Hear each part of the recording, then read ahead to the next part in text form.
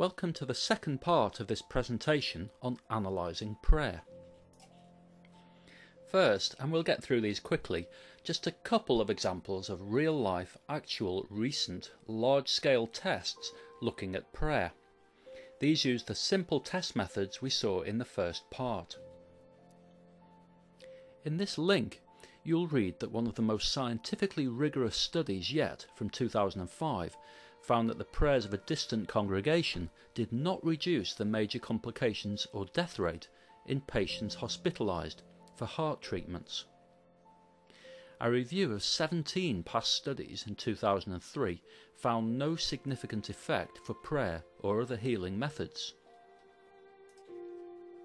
In this link, you'll see that in the largest study of its kind, 2006, researchers found that having people pray for heart bypass surgery patients had no effect on their recovery. In fact, patients who knew they were being prayed for had a slightly higher rate of complications. In this link, a $2.4 million study found that strangers' prayers did not help patients' recovery. One minister reacted to this with humour. He said, "If it could ever be persuasively demonstrated that such prayer works, our churches would be degraded to a kind of commercial enterprise like Burger King, where one expects to get what one pays for." Notice the positive spin here. He's actually admitting that prayer doesn't work. A scientific study published in 2001 did indicate that prayer works. The New York Times reported that researchers at Columbia University Medical Center had discovered something quite extraordinary. Using virtually foolproof scientific methods, the researchers had demonstrated that infertile women who were prayed for by Christian prayer groups became pregnant twice as often as those who did not have people praying for them. The study was published in the Journal of Reproductive Medicine. Even the researchers were shocked. The study's results could only be described as miraculous. This study was later proven to be completely fraudulent.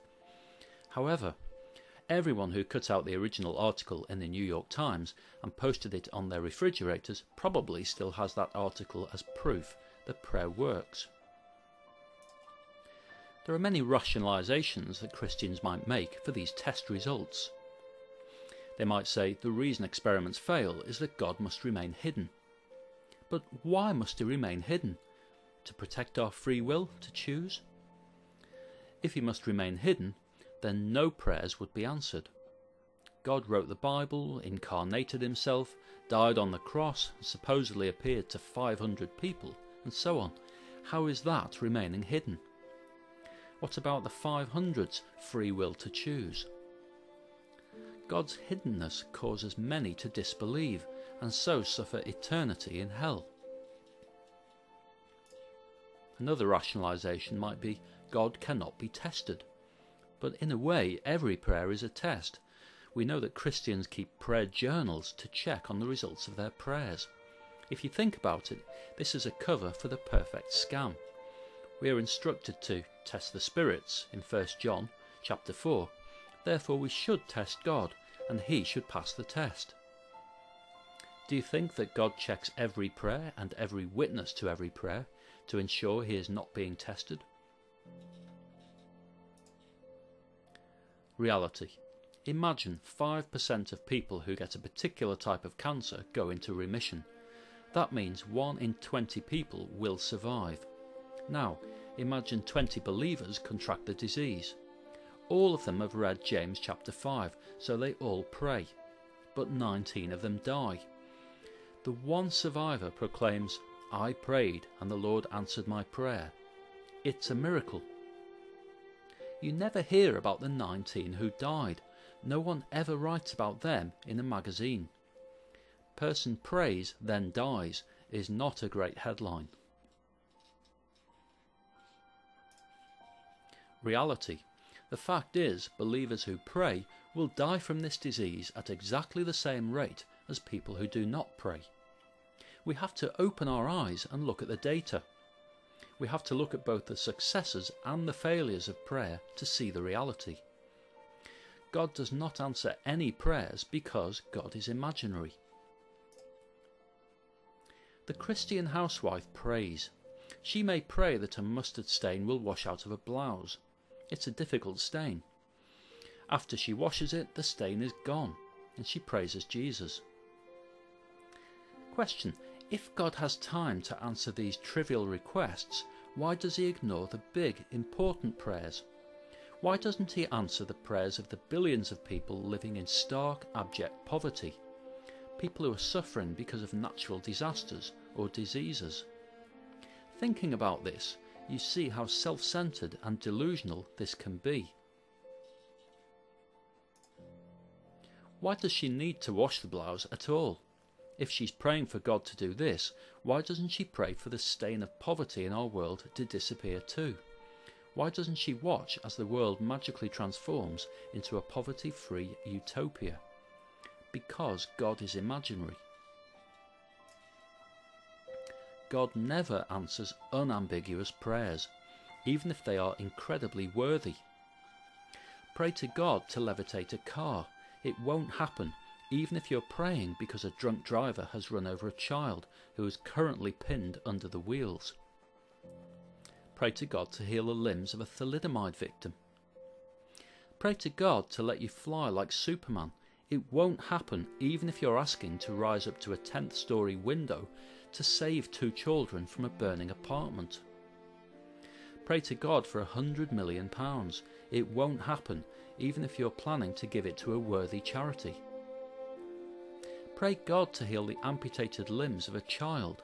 It won't happen, no matter how sincere you are. None of these prayers will ever be answered. If they were answered, we would see people flying through the air on the evening news. We would see amputated limbs regenerating, and every Christian charity would be fully funded, and there would not be 10 million children starving to death each year. Everyone would know. It would be obvious to the world that if you wanted something doing, you need to ask a Christian to pray for it. But it is not obvious at all. Healings. Any doctor will tell you that the body heals itself remarkably well. Many healings would have happened without any treatment and or prayer from anyone. There's something called regression to the mean. This is where an illness gets worse, then begins to improve. Most people seek help, or pray, as it gets to its worst point. It naturally improves anyway after this point.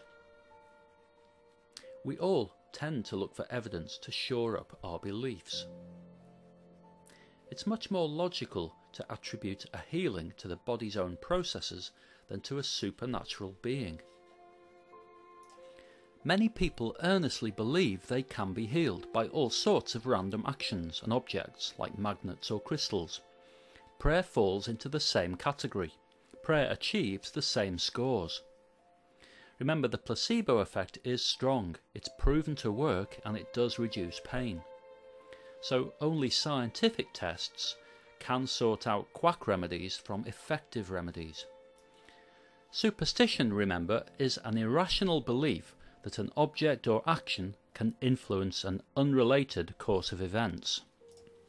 You can see exactly what's happening here.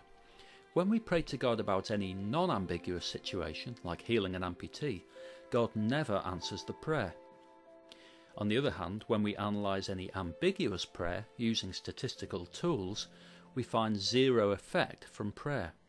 In other words, every answered prayer truly is a coincidence, nothing more. God doesn't answer prayers at all. The belief in prayer is pure superstition. Non-ambiguous prayers, like those of amputees, show us conclusively that the whole idea that God answers prayer is an illusion created by human imagination. In conclusion, prayer has no effect on the outcome of any event. Prayer succeeds no more often than predicted by chance. If a prayer does appear to be answered, it's a coincidence. Believers tend to forget the negative data. They only notice the positive data. See another presentation in this series called An Optical Illusion.